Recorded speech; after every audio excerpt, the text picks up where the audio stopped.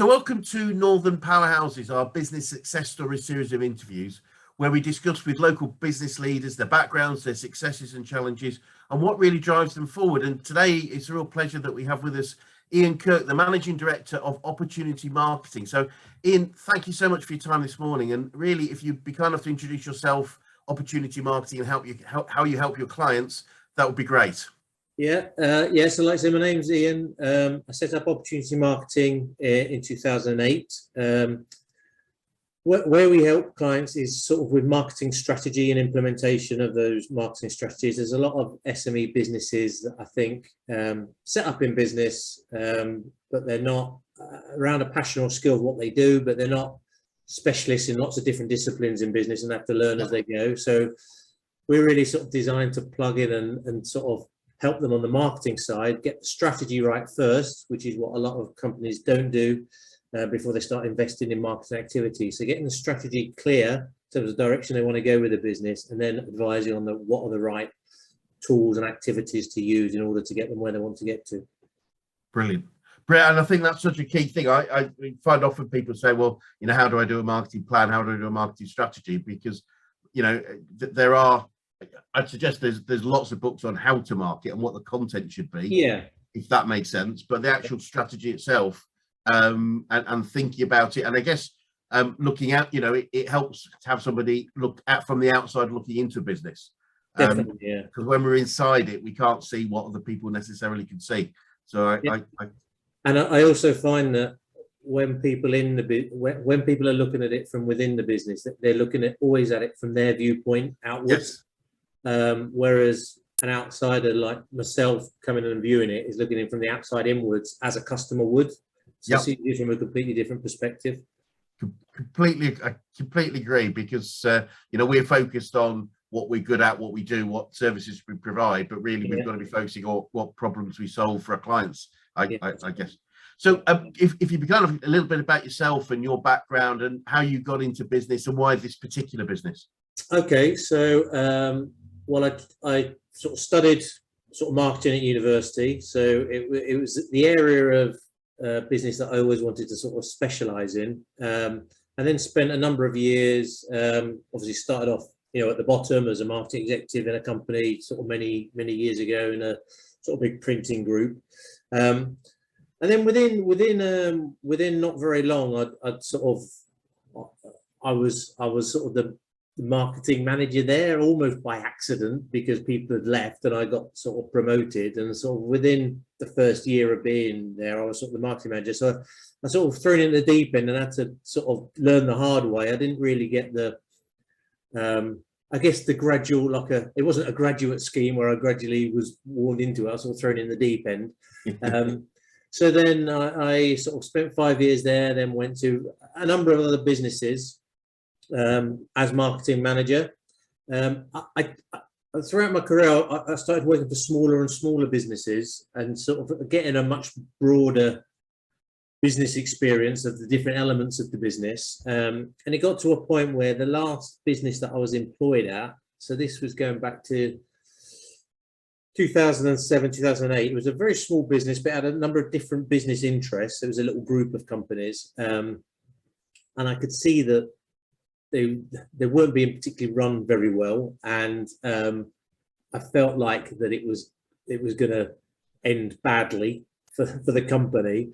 Yeah. So sort of made my decision that actually, if that did happen, which I was pretty sure was going to happen, especially when obviously the credit crunch in 2008 hit, and that even accelerated things.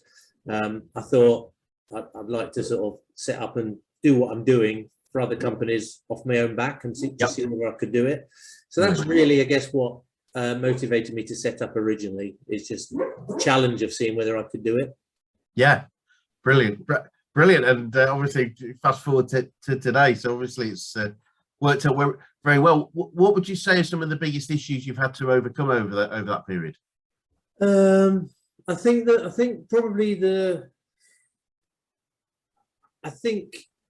how to grow at the right rate, I think, was the biggest challenge, because in the early days it took me a few months to get going, and then sort of I got really busy, and it's just that managing that that processing growing. And, you know, I made the mistake of just, right, you know, I'm growing, I need more bandwidth, I'll take someone on. And that was my answer to it. So I did take someone on in 2009.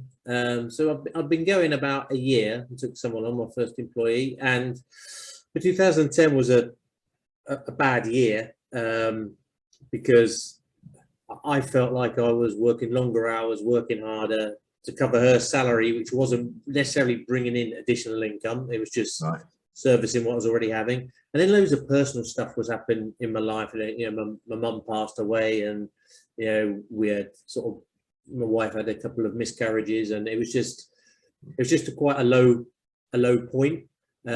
So just, I think that was the toughest thing, getting through that year where nothing seemed to be going right. Yeah. But saying that, even during that time, I'd never really considered going back into employment. You know, once I'd made that leap, I just, you know, I just felt like I couldn't go back, or didn't want to go back, because I enjoyed the freedom and the flexibility. And yeah, although at that point, I guess the income probably wasn't where I would have been had I stayed in employment, the other benefits of it, I thought outweighed it. Yeah. So I think that and sort of cash flow have always been the biggest hurdles to overcome, sort of managing that relationship, you know, cash in the business. And yeah, so I think they've probably been the biggest challenges, I think. It's sort of that, you know, getting to that lead point of takeoff, isn't it? It is. You know, the first, as you always say, sort of the first recruit we make is the most important, because, you know, it's 50% of your current workforce. Then the 10th one is a lot more easy, and so, you know, getting it right is so difficult.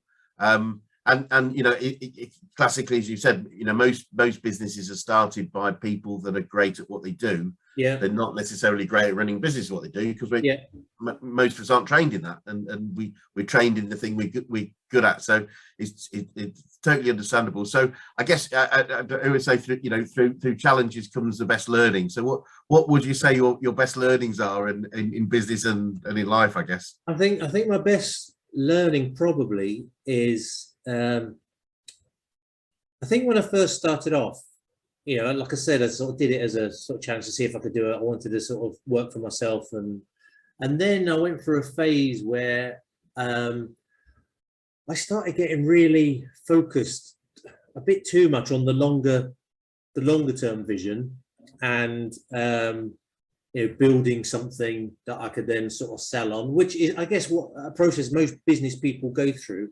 And I sort of lost sight of, I think, why I was doing it. So when I was growing up, I grew up in sort of in a little town in Kent near Margate, and my dad, you know, there wasn't much work around there, and my dad had to commute to London every day.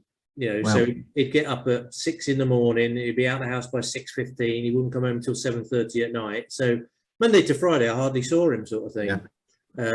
Obviously, he was great at the weekends, spent a lot of time on weekends, but it was like work, you know, consumed pretty much his life.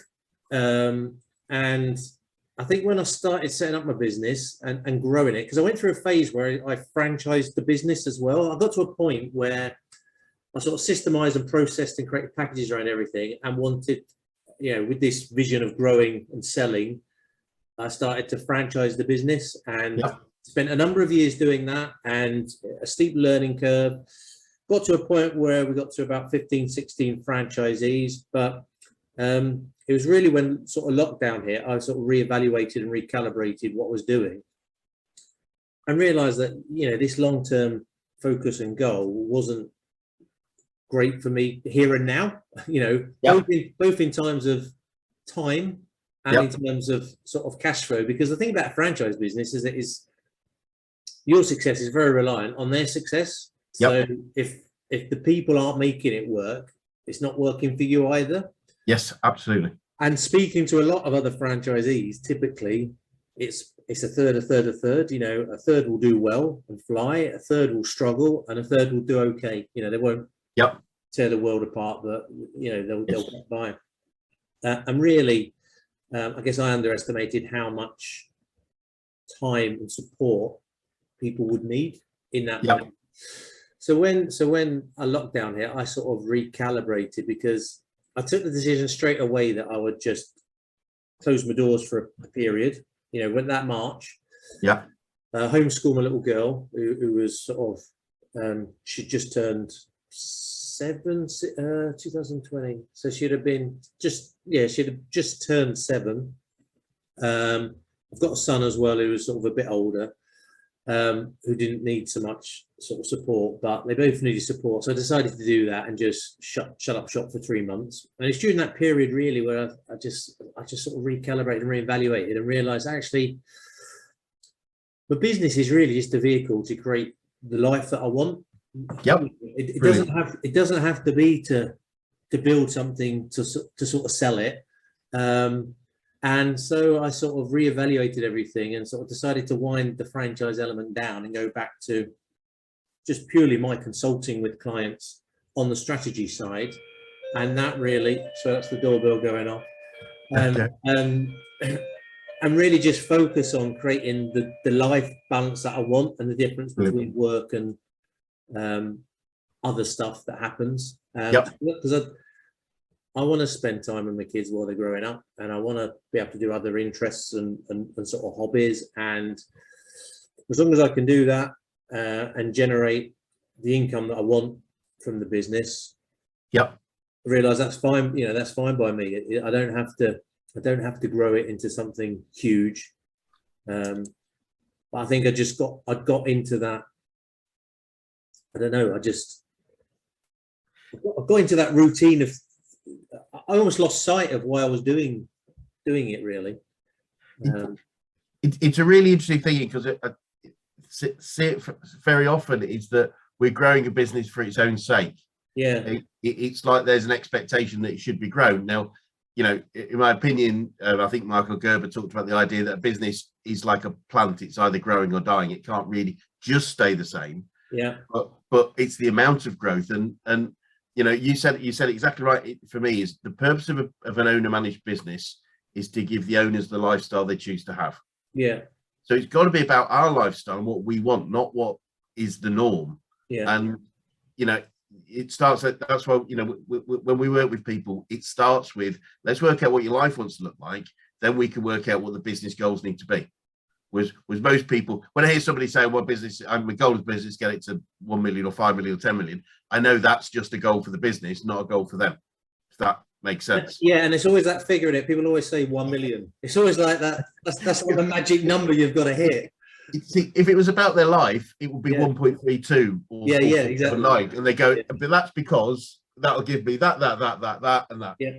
And then that the business and the person are totally aligned. And without that, we get that disconnect, which we can easily feel. And then when we ask the question, why am I doing this?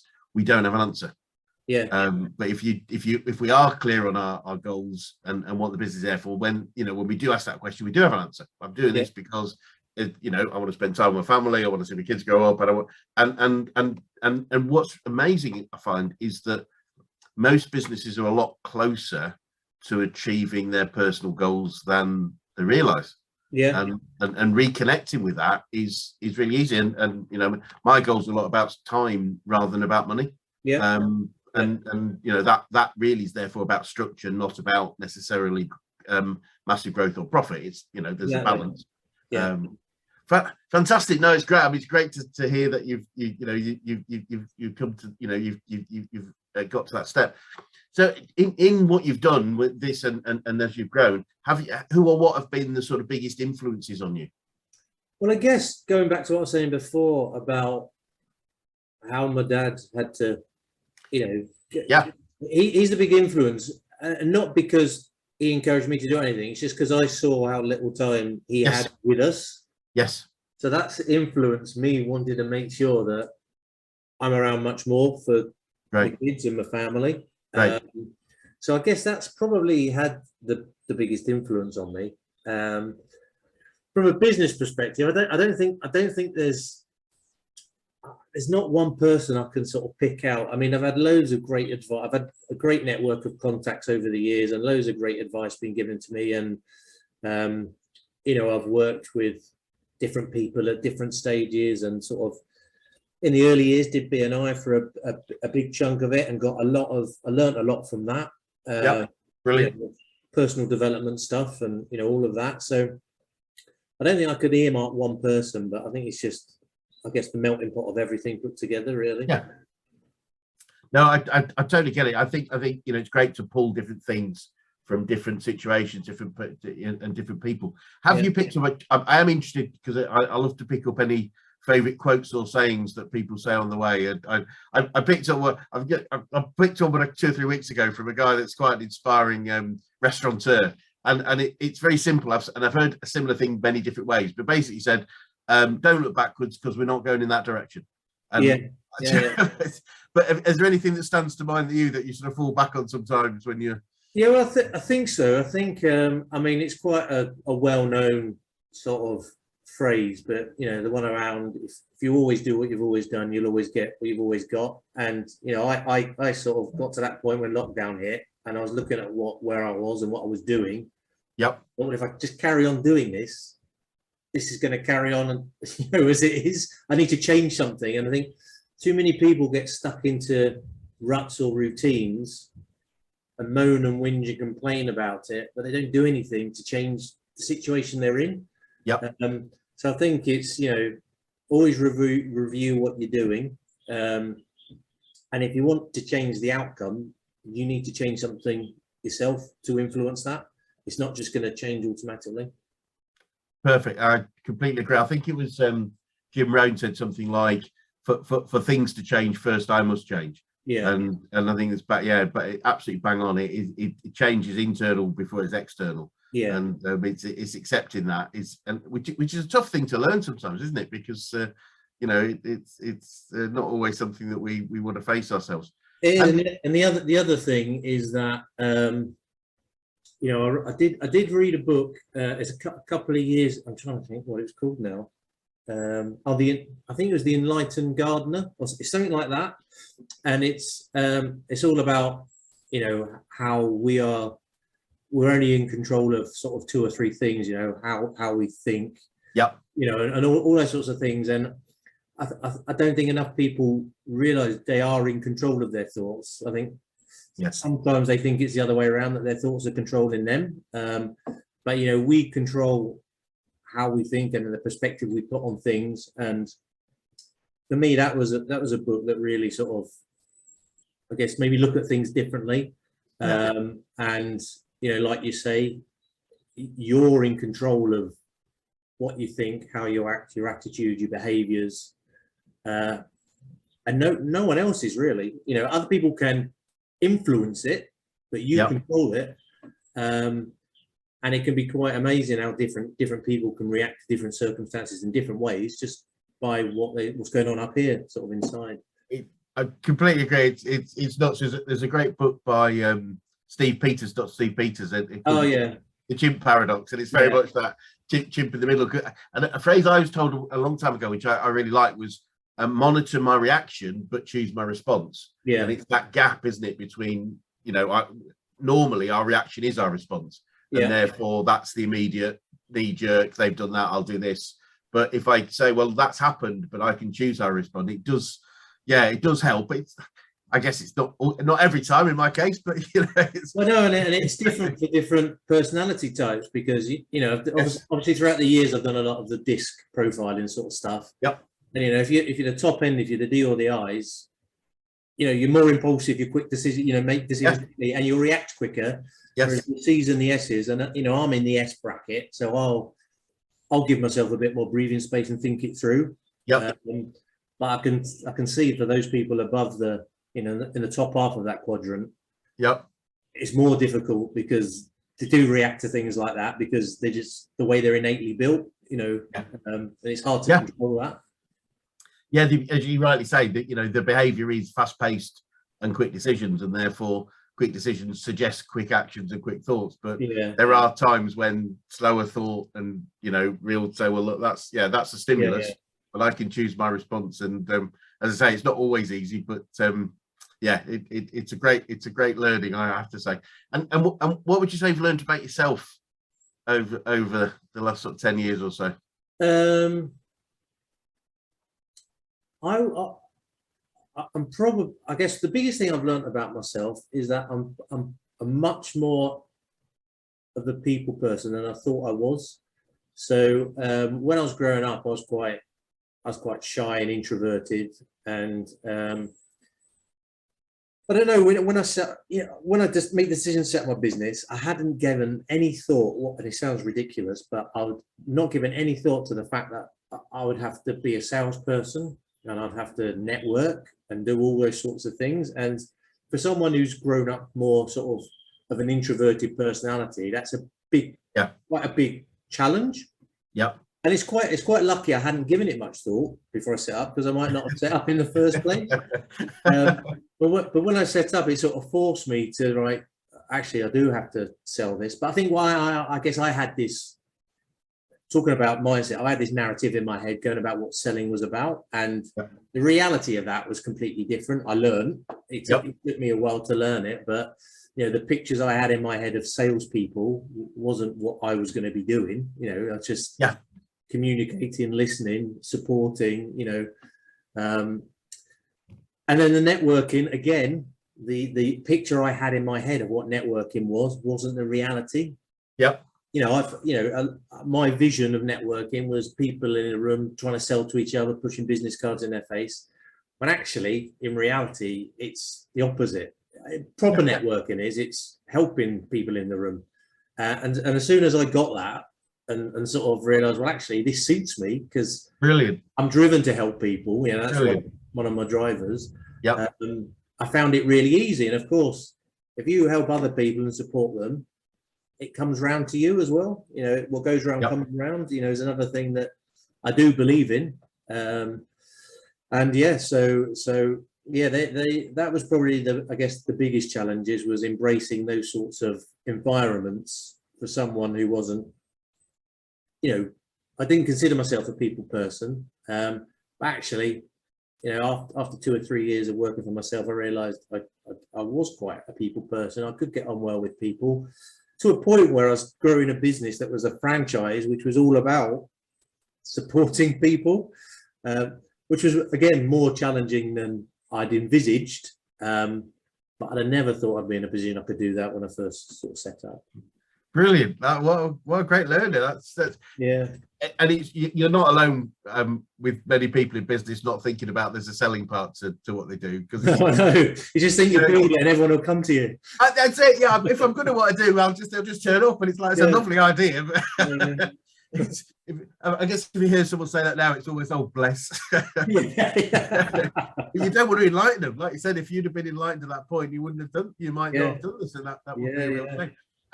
Interestingly enough, I actually coach yourself as a franchise. You may not be aware, but our founder Brad Sugar said something a long time ago, and it stuck with me. And I was really interested to your view on this.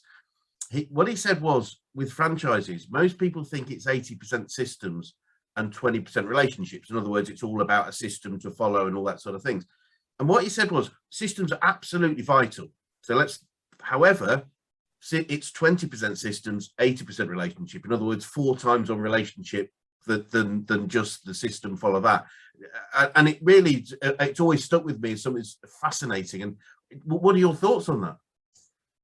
Well, I agree that it is more in terms of them being.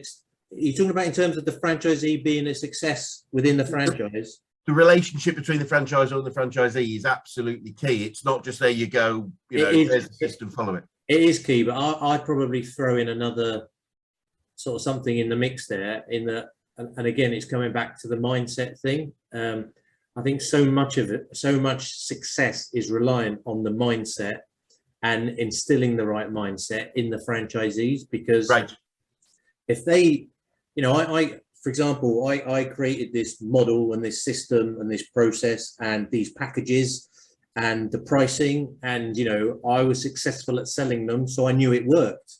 I knew that the model was right. What I didn't know was at the time whether it was its success was down to me and my ability to sell it and my personality, or whether it was the system and the process. And so I had to test it with a couple of people first, which I did. But then once sort of 3 of us have done it, you know, it proves the process and the system work. So anyone that comes in and doesn't make it work, it's not the franchise's fault. It's not the model, because it works. But if they come in and they think, oh, I can't sell this, it's priced too high, or no one wants these packages, or there aren't enough businesses in my area to support me, you know, all those sorts of questions that people ask themselves. Like I said before, that starts to control their narrative. Yes. But the only real reason why a franchisee can't make a franchise work is down to, well, it's not just down to their mindset. There's got to be the work ethic and the attitude and all that sort of thing, but the mindset's got to be right. And if that mindset isn't right, if they believe that people won't buy this product, or they believe they can do it better in a different way, i.e. don't follow the process, then it's going to fall apart. You know, it's like buying a McDonald's and starting to sell pizzas. It's like you wouldn't do it, because that's not what McDonald's are known for. I'm only laughing because I would suggest that was probably my first 3 or 4 years of my franchise. Why the hell you spend a lot of money in franchise? They choose to do it your own way. I have no idea now. But it was a big learning for me. And what I mean, I think mindset's a big one for me. And I love Henry Ford's just whether you think you can or think you can't, you're right. And that's it, isn't it? If you think it's expensive, then you're right. It's going to come across as expensive. Yeah. If you think it's cheap and it's really or great value, then it'll come across as great value. I couldn't agree more. Yeah. No, yes, it's an interesting thing, franchises and structures and things, and certainly I've learned a lot as a franchisee, and I'm a very happy franchisee, I have to say. But again, I would suggest that's the relationship I have with the franchisor is, and you said something right at the start, which is I absolutely get, and I guess it's having franchisees that get the fact that we're interdependent, that your success as a franchisor is based on my success as a franchisee. It's not you have to make me successul or I have to make you successful. We work together to become successful. And I think that's so important to understand and be clear on that, because I think franchisees of many types can come in almost expecting that you will do it for me. So I'm put my money down, and then the money turns up, and it's not as simple as that, as we know. It's not, and I try to instill a process to interview people and get them through the process and filter out those that I didn't think ticked all the right boxes, but ultimately I still ended up with a third. Anything I did, a third of them would fly and be great and just did it as I did it and be successful. A third would fall flat on their face. And a third would do okay, but not set the world on fire. It seemingly no matter what I did in that process, trying to filter out what I thought was filtering out the best. But, well, if it's any solace, I'm told, I'm not sure this is totally true, but so we used to be trained in Las Vegas. That's headquarters of Action Coach, and at the time both our founder Brad Sugars, our CEO at the time, I won't say his name, he'd do some of the training, and Brad Sugars would often come in and do some training, or certainly meet everybody. And I believe that there was a period when they'd always have a little bet between them about in a year's time who'd be the most successful. And they never won. Because it just doesn't work like that. It's not, I come to mind the idea of, we talk a lot about recruitment in what we do and helping people recruit effectively. And the challenge is people, you can learn how to effectively pass an interview. You can be the best interviewee ever. That doesn't make you the best employee. And it's actually getting underneath the skin of, we're not looking for a great interviewee, we're looking for a great employee.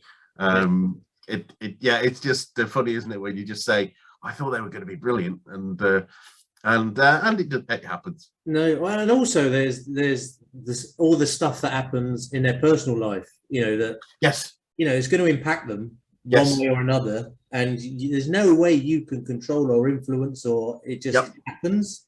So what might be like the perfect partnership on paper to start with. 6 months down the line, something in their personal life could happen that just throws it all upside down. Yep. So you've got to be there to support and help them, but ultimately you can't control that. We can't do it for them. No. That's the key thing, and that's got to be learned. And sometimes it isn't, and unfortunately, that's when you get into that whole blame, excuses, and denial situation, isn't it? Of people, but we won't go there. So that's a whole nother podcast. Let's do that later. So, looking to the future, what's the future look like for you? You know, the positives, the challenges. Well, I think so my challenges now is because I've re-evaluated how I'm working and sort of changed the model. So when I decided to sort of park the franchise model, I still had sort of 4 or 5 franchisees, and they've now become associates. So they're still attached to the business, and I can still feed them opportunities as they come in. Yep. But it's not a typical franchise relationship. They're going to be trading under their own. They're trading under their own brands now. Yep. And I'm just giving them strategy projects when I don't have the capacity to deliver them. Right. So really the model now is, rather than because with the franchise it was always building something, and I'd have this network of franchisees, and that would be an attractive to someone to buy as a business, the network of marketing consultants around the country. Now my model's completely changed. It's back to me consulting. So, but I've realised actually there's more than sort of one way to skin a cat. And if I deliver what I'm delivering and my model, and deliver an amount of profit every year, at the point of when I'm ready to hang my boots up and sort of retire, I could have built up enough bigger pot of money to do that without having to sell the business as such. Whereas I had it in my head for years that I had to create. I think why I went down this route was that, at the end of this, when I finish with my business and want to retire, I've spent all these years doing this, and I'm going to have nothing, not going to get anything from it at the end of it. Yep. Which is, I guess, why I went down that route, to build something that's saleable. But now sort of I've realised, well, actually, I can benefit more in the short term from a cash flow perspective, a time flow perspective. Even though I'm turning over a third of what I was 3-4 years ago, I'm actually earning more money from it. Yes, I can imagine. And it's that whole sort of, and again, a lot of people get obsessed with turnover, and it's not about that. No, definitely not. So really, I'm looking to, at the moment, carry on with the model as it is, consulting with clients. I've got a number of retainer clients who I'm retained as almost like their outsourced marketing director, but I work on other projects just to help with strategy. And if I can do a few of them throughout the year, as well as retain clients, and as they come to their natural end, to replace them, I think over the next sort of 10 years, I'd have built a good business with a good profitability that will allow me to, I guess, choose to retire when I want to. Because the other thing is, this sounds a bit morbid, but there's quite a few people I've known through networking and since I set up in business who have died. And I sort of think, well, you plan ahead for this future in 20-25 years. Yep. You might only have 15 years. So I don't really sort of want to work at full speed till I drop, sort of thing. So there is that, I guess, that mortality thing as well. I'd like to retire at a time when it feels right and I can enjoy a period, of retirement, growing old gracefully. I think one thing that I've sort of learned, or I believe strongly, and it's great working with business owners like I do, is I always say to people, look, the challenge of running a business is the buck stops here. The buck stops with us. It's dependent, and that's why only 4% of the population are business owners. It's because it's a tough gig. The beauty of a business is we get to choose how it is. That's and it doesn't have to be anything like any other business or any other business of this type around. And I think it does lend itself easily to doing less hours. It's only a definition for the last 100 years that it's a 9 to 5. And so we're actually taking an employment view into our own businesses. Well, it doesn't have to be 9 to 5. It doesn't have to be 5 days a week.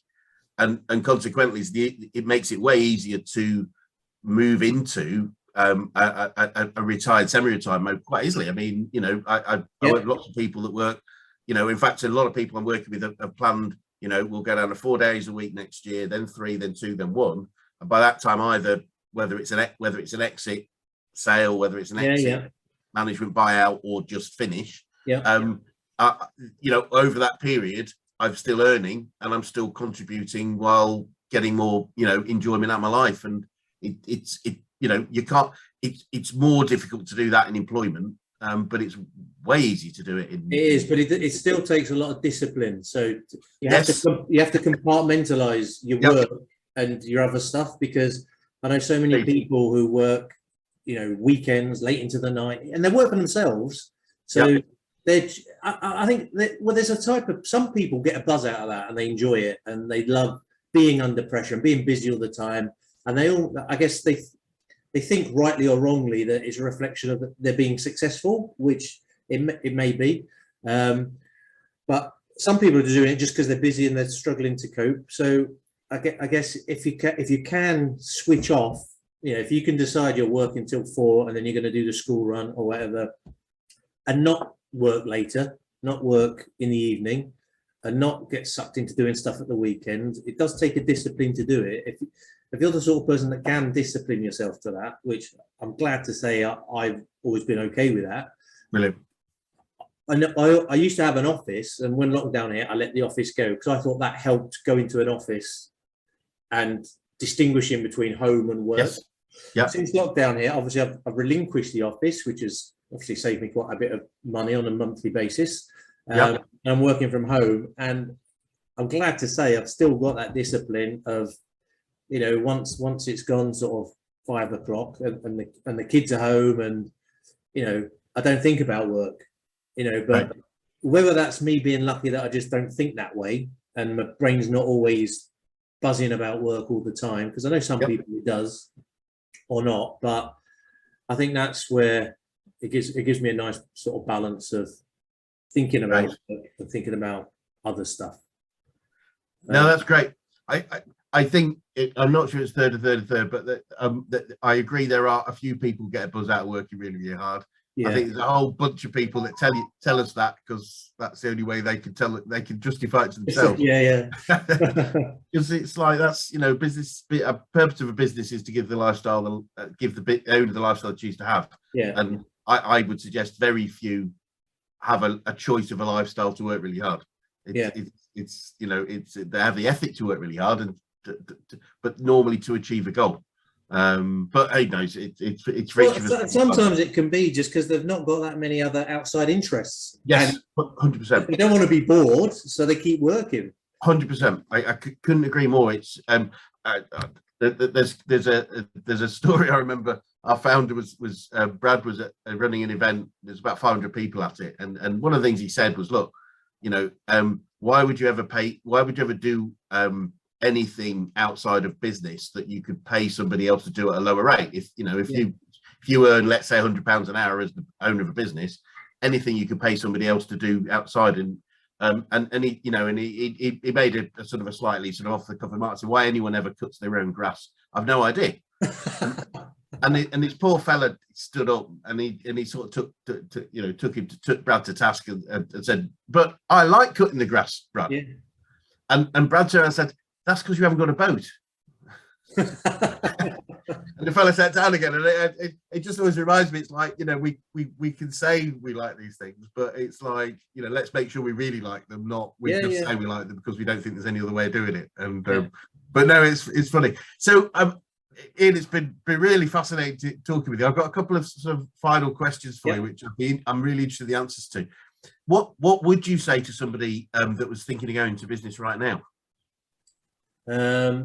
I would just say do it. I mean, I'm typically quite a risk adverse person, you know, and I set up on my own. And although there's been tough periods, I've never regretted it once. And like I said, I've never wanted to go back into employment. And I took the view that I'd rather have looked back and given it, even if it didn't work out, I could look back and say, I gave it a go, it didn't work out, rather than never knowing whether I could have done it. So I think, yeah, if you've got an interest or a passion or a skill that you think you can take out there and sort of set your own business up, I'd sort of go for it.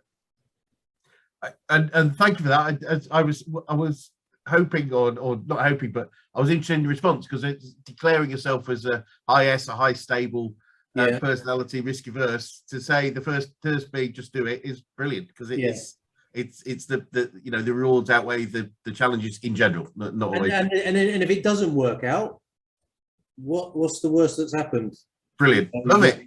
6 months of your life, maybe a year, and you've just, I don't believe in failure. I don't think it's failure. I don't particularly like that word. It's like an unplanned outcome, really. So you set up to make it a success. It doesn't turn out that way. Then you try something else and go back to do something else. What was Elon Musk described? I don't know if you remember when the rockets were coming down. It was, I think it was an unexpected rapid deconstruction. Big crash. It was but yeah, no, absolutely. I think it was Mandela said, I think it was Mandela said, I never lose, I either win or learn. And that's, So, and a final question: what would the best advice you could give to an 18-year-old Ian? I think trust your own instincts. Don't try and please everybody. Again, being an S on the disc, I'm always wanting to help and and please others. Yep. Well, it's not always the best, although it's an honourable thing, a trait to have. It's not always the best thing to do for you. Yep. And I think don't worry about what other people think. I think a lot of people behave in a certain way because they think it's expected of them, or they think they should grow a business, or they should do this, they should do that, and they worry about what other people sort of think of them.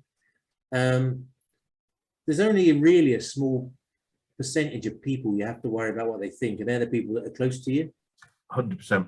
Don't worry about what other people sort of think. I mean, I remember when I first set up, I went to see a guy I think he was like a BNI referrer. I said, "Oh, you should go and speak to this guy. He runs this sort of company." I went to speak to him, and he just said to me, you shouldn't, your business model, you just shouldn't do it.